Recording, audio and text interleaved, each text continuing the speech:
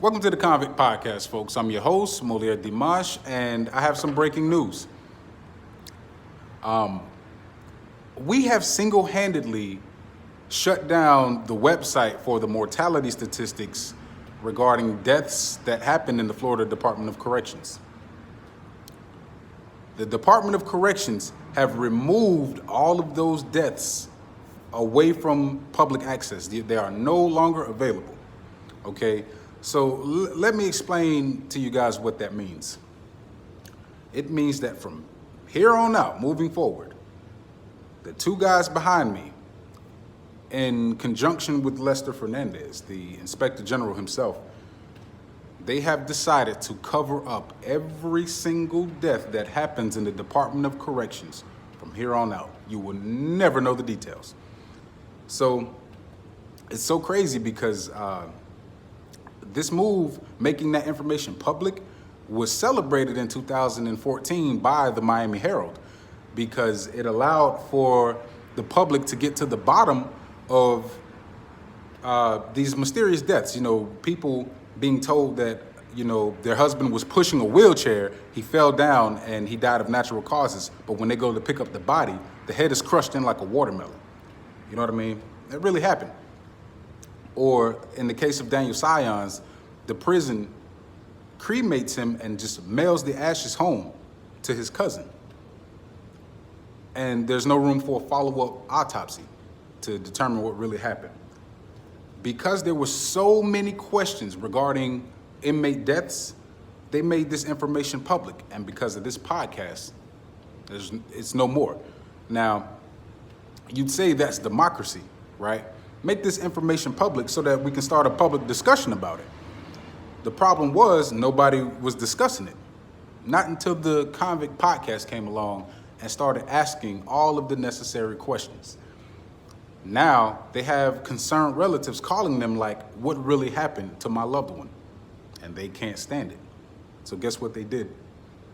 Removed everything from the internet. There's still links that you can click to go to them, but the pages don't exist anymore. There were clickable links to where you could see the inmate deaths and the summaries by year. Everything's gone, okay? So did we win or did we lose? Did we expose them?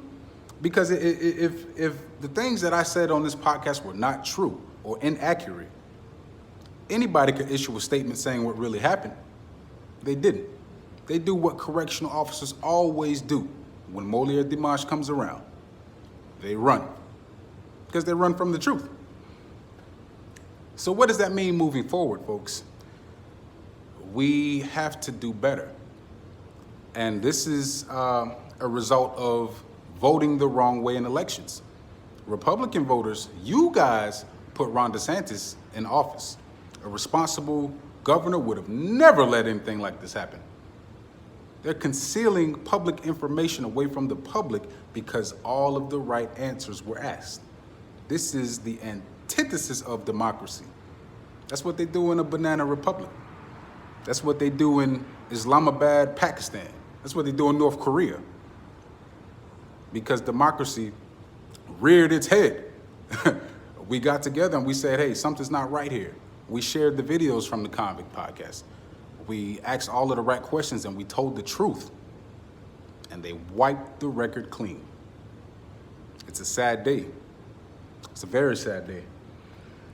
And I'm curious to see how Miami Herald reacts to this. That's going to be interesting to see because they were the first major mainstream media publication to actually utilize this tool the way that I have. But they no longer have access to any of these records. And neither do you. And neither do I. So what happens? Because from now on, when an inmate dies in the Florida Department of Corrections, all they have to do is say it was an accident, and there ain't a damn thing anybody can do about it. So it doesn't stop the Convict Podcast, FYI. I ain't going nowhere.